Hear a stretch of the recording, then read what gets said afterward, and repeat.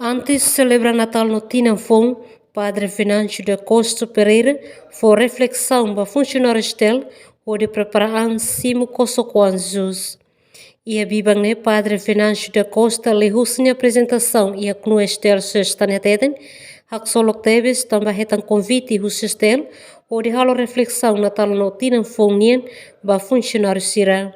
A reflexão natalícia vai ter na emoções hoje em dia cada dia sempre a reflexão, não é? Não, olhamos, né? E aquele início da história da salvação, Maria e José experimenta ter a experiência da cruz.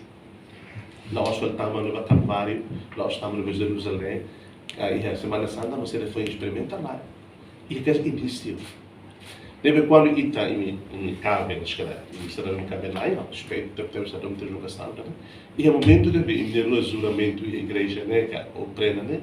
E ele vai ter a experiência de Jerusalém. Tava de bater janze e tal. E que ele tem e vai ser mesmo cabem, né? Se não se dá, vai lá para preparar de dia, né? E a instrução ter o solo e a toda e a dois que se all o rumo ela funciona na online, se all o rumo ela funciona na fé, how se rumo de fatiga, cara. Lembra o sacramento da cabem, né? Toda a defesa. Lunemos diretor estel Salvador Januário Ximenes Soares, lori funcionário estel Tom McNenan, ato agradece no obrigado para Padre Venâncio, tama bele faz ona le fon maro McNen, le justa reflexão, antes tama celebra loro Natal no Tinanfon.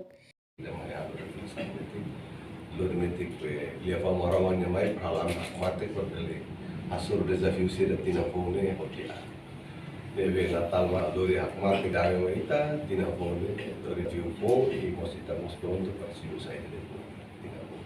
Deve dari tanto obrigado ain, estamos a agradecer para Amo Venâncio, tamba a oportunidade de bebele e que uma parte reflexão se amo para kerek maita ne termasuk dunia surki dah makne. Ne amo ia disponibilidade de kerek artigo sila maita, ikut nekan tuirjo o sila usul. Amo ninya biasa for reflexão e YouTube nekan itu susah usul lisensa amo itu usah rumah bele. Tahu reflexão amo ninya itu di YouTube.